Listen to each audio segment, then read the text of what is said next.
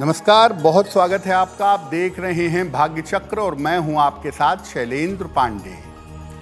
चैत्र के महीने का आरंभ हो चुका है और ये हिंदू पंचांग भारतीय पंचांग का पहला महीना है।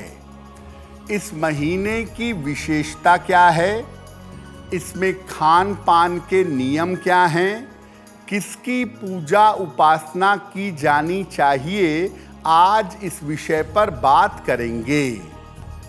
हम आज बात कर रहे हैं चैत्र के महीने की। चैत्र के महीने का महत्व क्या है, पहले ये समझते हैं। देखिए, भारतीय पंचांग का या हिंदू पंचांग का पहला महीना चैत्र का महीना है। चैत्र से आरंभ होता है और फाल्गुन पर इसका समापन होता है। चित्रा नक्षत्र से इसका संबंध होने की वजह से इसका नाम चैत्र है। चैत्र महीने की पूर्णिमा तिथि को सामान्यतः चित्रा नक्षत्र होता है, इसीलिए इसको चैत्र कहते हैं। चैत्र के महीने में वसंत का अंत होता है और ग्रीष्म ऋतु की गर्मियों की शुरुआत होती है। चैत्र महीने से ज्योतिष का बहुत गहरा संबंध है। चित्रा नक्षत्र से ही ज्योतिष में गणनाएं शुरू होती हैं और चित्रा का यहां पर ज्यादा रोल होता है चैत्र के महीने से।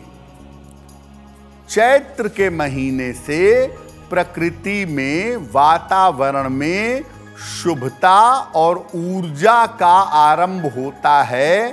चैत्र के महीने से मन में शुभता आती है, एनर्जी का लेवल बेहतर होता है। इस बार चैत्र का महीना 4 मार्च को आरंभ हो चुका है और ये महीना 2 अप्रैल तक रहेगा। तो चैत्र के महीने का जो नियम है, जो इस महीने की जीवनचर्या है, उसका पालन इस अवधि में करना चाहिए।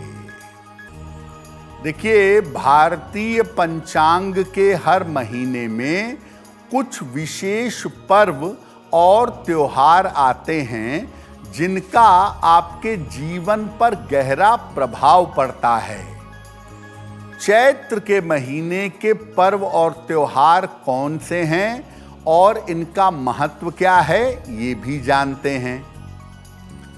चैत्र कृष्ण पक्ष की पंचमी को रंग पंचमी मनाई जाती है। रंगों का अंतिम अवसर है। चैत्र के महीने में पाप मोचनी एकादशी आती है और पाप मोचनी एकादशी पर साधना से और तपस्या से आप अपने पापों का नाश कर सकते हैं। भारतवर्ष में हिंदू परंपरा में जो नया साल शुरू होता है वो शुरू होता है चैत्र शुक्ल प्रतिपदा तिथि को। तो चैत्र महीने से नव संवत्सर का या नए साल का आरंभ होता है। नव संवत्सर के साथ चैत्र शुक्ल प्रतिपदा को वासंतिक नवरात्र का महान पर्व भी आता है। यानी साल के 2 बड़े नवरात्र हैं। ये पहला नवरात्र आता है चैत्र में और दूसरा आता है आश्विन में। ये जो चैत्र का नवरात्र है, इसको वासंतिक नवरात्र भी कहते हैं। चैत्र नवरात्र की नवमी तिथि को यानी चैत्र शुक्ल नवमी पर भगवान राम का प्राकट्य हुआ था, इसीलिए इसी तिथि को श्री राम जी का जन्मोत्सव भी मनाया जाता है।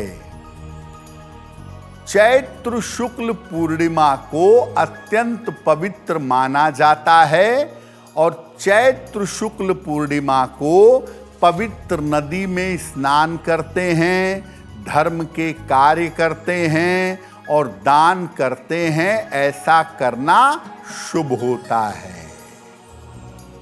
वक्त हो गया है आपके सवाल का। अगर ज्योतिष के माध्यम से आप अपनी समस्या का समाधान चाहते हैं तो आप हमें मेल कर सकते हैं bhagyachakra@aajtak.com पर।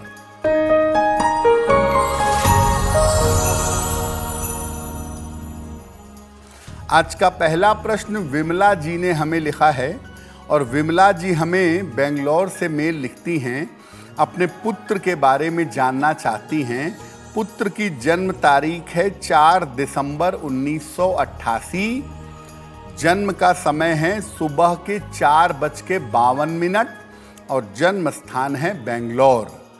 ये कह रही हैं कि मेरा बेटा विवाह करने को तैयार नहीं है, तो क्या मेरे बेटे का विवाह होगा और उसका वैवाहिक जीवन कैसा रहेगा? देखिए विमला जी, आपके पुत्र की कुंडली के हिसाब से उनका विवाह अवश्य होगा और ज्योतिष के हिसाब से साल 2027 के आरंभिक समय में उनका विवाह होने की संभावना बनती है। स्वयं की इच्छा से विवाह करेंगे ऐसा लग रहा है। वैवाहिक जीवन कुल मिला जुलाकर उनका मध्यम दिखाई देता है और जिस लड़की से उन्हें विवाह करना है वो उनके जीवन में है ऐसा भी दिख रहा है।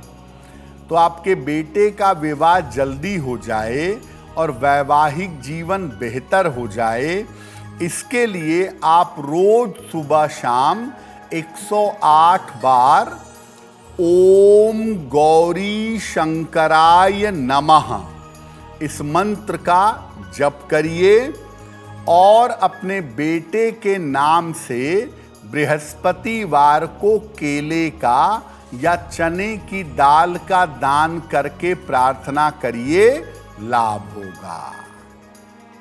देखिए, हिंदू परंपरा के पंचांग के जो महीने होते हैं उनको अलग से आयुर्वेद की स्थिति के अनुसार देखा जाता है। तो हर महीने के खाने पीने के और जीवन जीने के अलग अलग तरीके बताए गए हैं।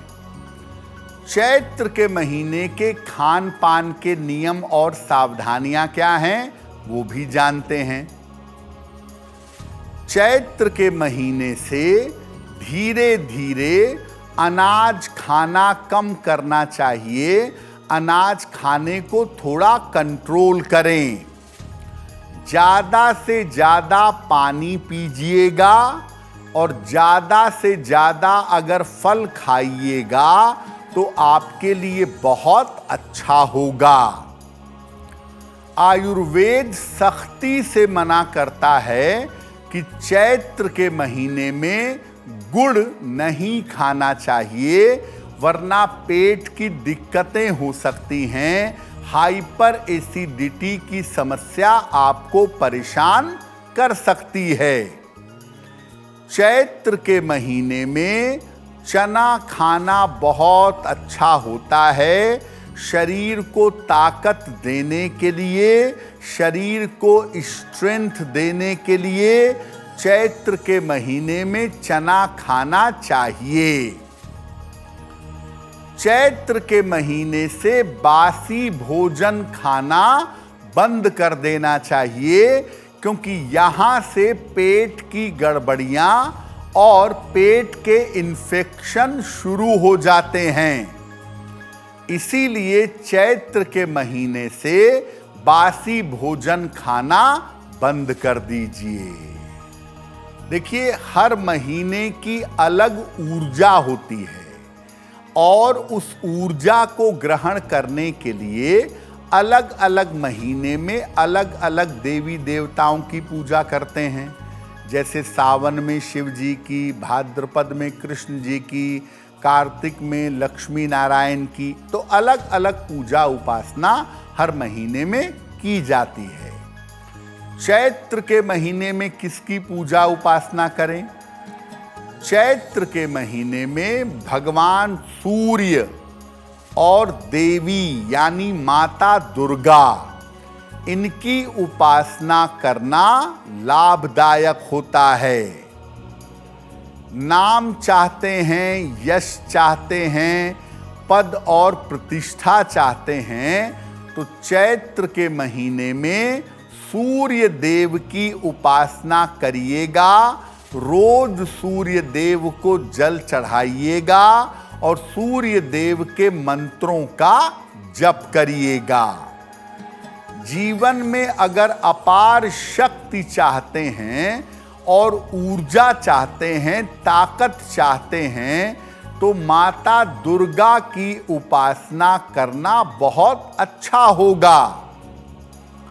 वैसे चैत्र में नवरात्रि 9 दिन रहती है, उसमें ज़्यादातर लोग माता दुर्गा की उपासना करते हैं, लेकिन आप पूरे चैत्र के महीने में भी माता दुर्गा की उपासना कर सकते हैं। पूरे चैत्र के महीने में दुर्गा सप्तशती, कुंजिका स्तोत्र, कवच, कीलक, अर्गला, इसका पाठ कर सकते हैं। चैत्र के महीने में लाल फल का अगर आप दान करें, किसी निर्धन व्यक्ति को या गाय को खिलाएं, तो आप स्वास्थ्य की समस्याओं और दुर्घटनाओं से बचे रहेंगे। और चैत्र के महीने में नियमित रूप से पेड़ पौधों में जल डालना चाहिए। ऐसा करना बहुत अच्छा होगा। अगर आप मुझसे जुड़ करके अपनी समस्याओं का समाधान चाहते हैं और चाहते हैं कि आपकी समस्याओं को ज्योतिष के माध्यम से सुलझाया जाए, तो आप हमसे संपर्क कर सकते हैं, जुड़ सकते हैं एस्ट्रो तक पर।